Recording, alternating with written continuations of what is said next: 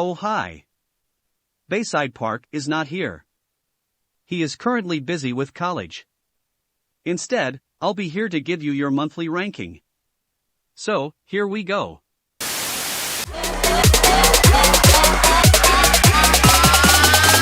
smile when you take me there.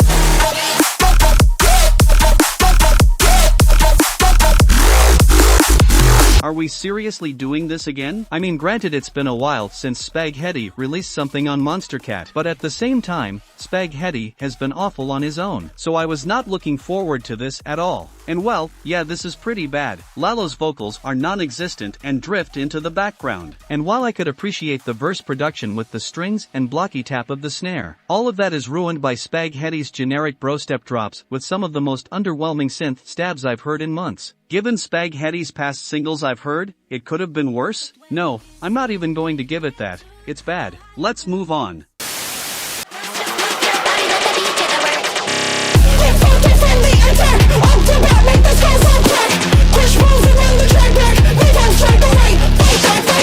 Yikes, that vocalist is irritating to listen to. The vocoder on her voice is so distorted that it's really hard for me to get into this track. Or I would say that, if the production didn't feel like a complete mess. The muddy mixing ruins the intensity completely, the snares barely have any impact, and the darker synths are so low in the mix that I have to search for them. The only reason it's above Smile is because it's somewhat interesting. Doesn't make it good though. Next.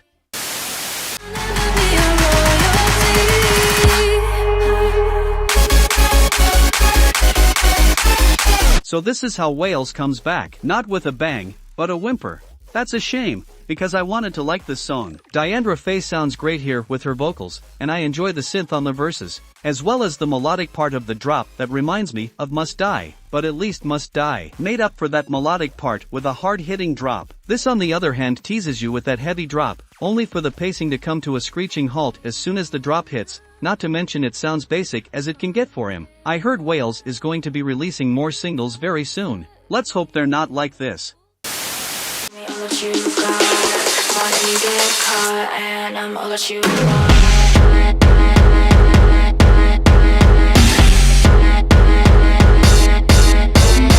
I mean, at least it's listenable this time and the mixing isn't terrible. Pearl RL isn't as obnoxious as Jackie Extreme, so that's a plus. Minus a few 10 points, because, wow, this sounds dated. There's a way to make a song feel old school yet it has some quality to it. Space Laces and one song in particular this month nailed this. Meanwhile, this track sounds like a big room tune from 2012 with the awkward vocal chops and weak synths.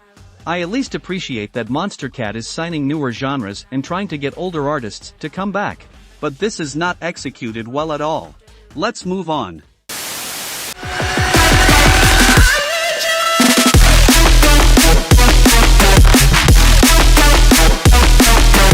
So the Teddy Killers are back. Yeah, that's about it. With a double single release, starting off with this overly basic neurofunk tune that sounds like a bad pegboard nerds reject. The lead does nothing for me, the percussion is hollow as it can get, and the vocal sample is annoying. So this is bad, but we are not done with the Teddy Killers just yet because...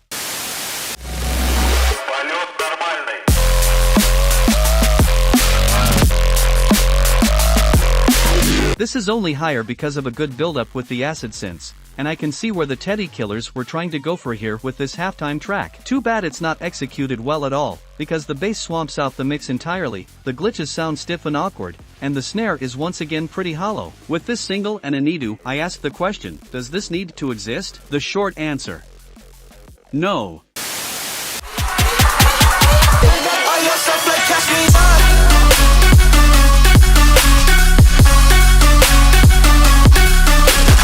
I have 3 questions here. Number 1, why does Bowler Money remind me of J.I.D for some reason? Don't get me wrong, I like J.I.D very much, which is why I also enjoy his rap verse here, even if his lines are cringe like I got so excited I had to piss. Number 2, why does the drop sound like a worse version of Jade by Not 2? Seriously, go listen to that song then come back here. They sound identical. Unfortunately, unlike Jade, this song doesn't have any of the punch or atmosphere to make you want to dance thanks to the weak snare and synth stabs that sound painfully thin. Number 3, why am I not surprised this is on Rocket League? Are my standards that low now? Well, after last month, I think they are. I mean, this isn't bad, it's okay. But Godlands has done better before with this sort of trap style. That's all.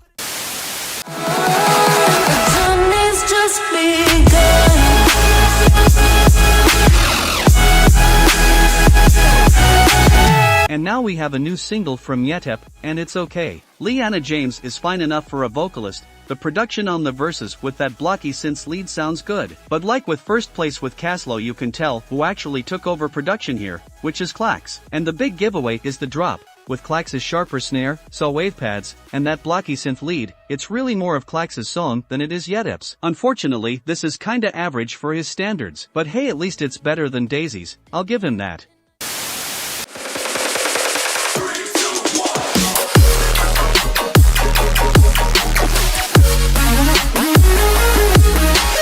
I was really nervous about this single. And no, it's not just because of Bounce, although given how atrocious that single is, that is a part of it. It's also because Vest Green by himself has not impressed me whatsoever. The one single I liked from him last year was Fall, and even then he had to get help from Blasso. But how is this single? Honestly, not as bad as I thought it would be. Yeah, the vocals on this song are not good at all, especially with the odd vocoder on her voice. And the carnival drop sounds really cheap and not executed well at all. But those trap drops are actually enjoyable. The liquid metallic leads remind me a bit of Sharks, which if you've seen my best of 2021 list you'll know it's a good thing. And while the trap snare is pretty weak, the drops themselves still have some groove to them, and thankfully, there's no ear-splitting leads. I still wouldn't consider this all that good, but it's still enjoyable. I'll take it.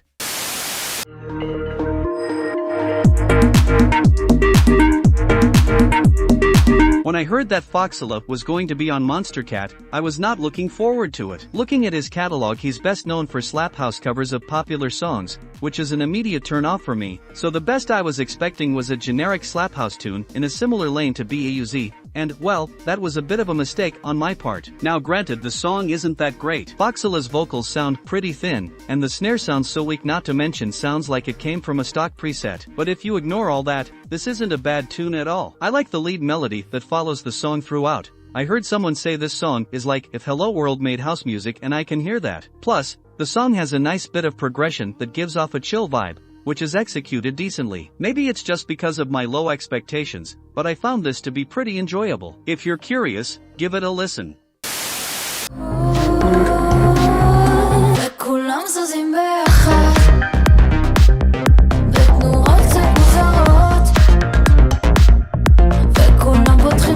Okay, here's the deal. I'm not going to rank the whole IM25 album, not only because it's going to take a long time for this ranking to even get posted, but because there's very little to say with a lot of these tracks, not to mention with College it will take a while to rank all 9 new tracks. So Bayside Park is creating a new rule that for albums, I'm only covering the single choice. And this was the single choice from IM25, and it's fine. I like the production here with the twinkling synths and standard infected mushroom acid pads, and the vocals are pretty good here too. Yeah, not much to say with this one. This is fine. It's not the best from that album, but it's a decent listen. I'll take it.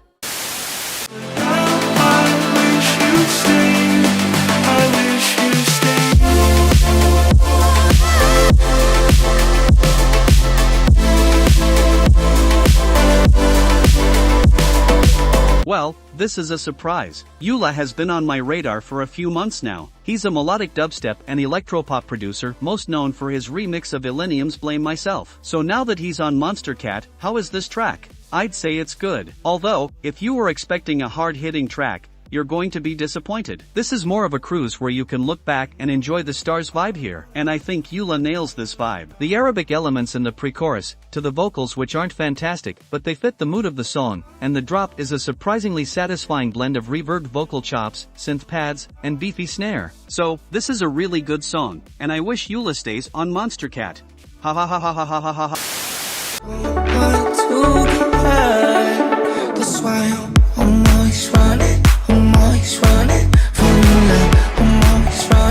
I'm always running from your love. Wait, what? What's going on here? This wasn't supposed to happen. Am I in a dream? No, voice in my head. You're not in a dream. Vicetone actually made a good song, and it took them a year to do it. And while the vocals aren't good here, at all, with the vocoder drowning out his voice, not to mention he randomly transitions between rapping and singing constantly, which can get jerky at times. I really enjoy the production here, the melodies in the verses, the bass that follows the song throughout, and a surprisingly catchy drop with the vocal chops and Avicii-like synth melody. Now that I think about it, this might be their most Avicii-esque song they've made, and honestly, I'm on board with that. Looks like Vicetone actually struck gold this time. Can we get more of this? please?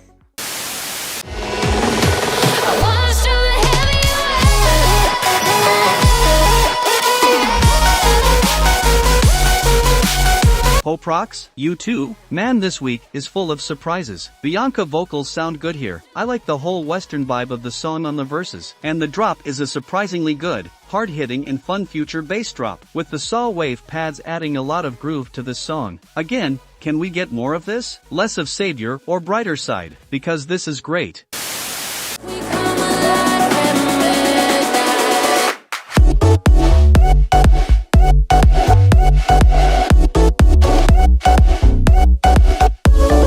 So Mick Mizzou's last single in July, Happiness Just a Pursuit, was a good track. It had some good vocals and a drop that had some great use of vintage synths and house production. As for this is good too. The vocalist of the track conveys the club vibe well with the song, and the drop has a great lead, not to mention a good groove to the song, even if I wish the snare stuck out a bit more. Yeah, not much to say here. It's shorter than I wanted, but it's fun, it's catchy, and does everything you'd expect it to for a future house song. If that's your vibe, and it is for me, then give this a listen.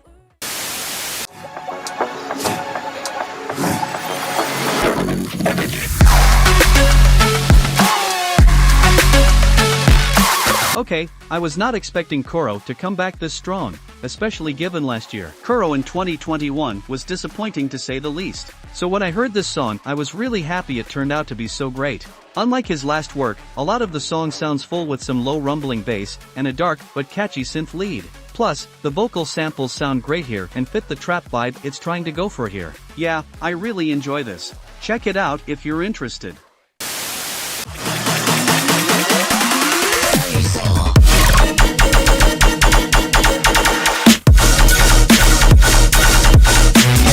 For a collaboration like this, I expected a little more than what we got here. I still like the drops with Slippy's trap percussion on the intro and drop, as well as Tynan's leads on the pre-chorus, and both drops showcase Slippy and Tynan's styles. I was just hoping for more of that experimental side to Tynan, and I also wish the track was longer. But hey, this is still great, and a step in the right direction for Slippy. Hope his EP in November is just as good as this, cause this is worth a listen. Check it out. No, it's not too late.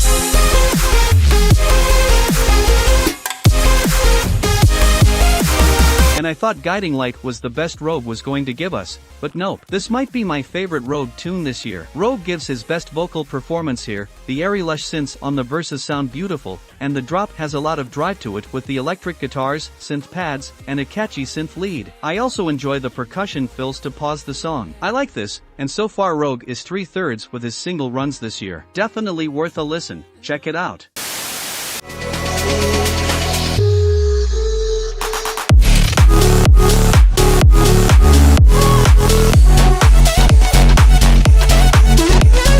Okay, what in the world is going on this month with artists releasing singles that surprise me? Because this is yet another surprising tune, this time from Danny Leaks of all people. Not to mention it's his best work on Monstercat. The vocals are great here, capturing the club vibe it's trying to go for, and the production is great too, with the thicker bass lines, the vocal chops, and pixelated lead. I didn't know what Danny Leaks on Uncaged would sound like, but after hearing it, I want more of Danny Leaks on Uncaged. So yeah, check.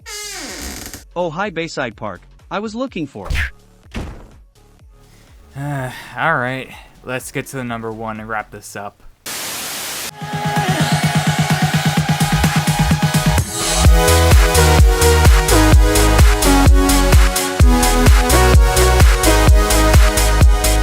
I mean, it's not even fair here. I knew as soon as I heard this was going to top my spot this month. Clementine Douglas, who's the uncredited vocalist, sounds great here. The pixelated synths during the verses sound amazing and really give you a taste of what's to come. Because the drops are a nostalgic callback to classic progressive house in the same way Waiting by Eddie was. A song I really enjoy. Except, I actually consider this better than Waiting, because the synth leads are stronger, the house percussion has some punch to it, and No Mana frequently switches up the melodies so then the drops don't become stale. This song made me realize what's been missing on Monstercat for a pretty long time.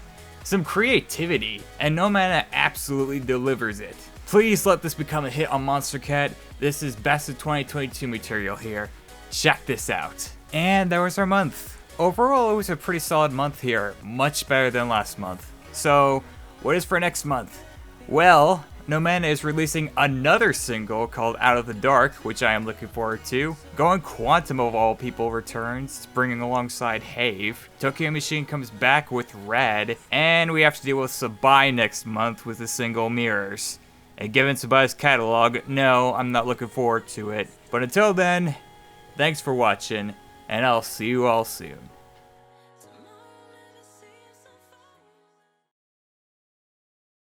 Oh no, my plans have been foiled. I hope 404 doesn't find out. I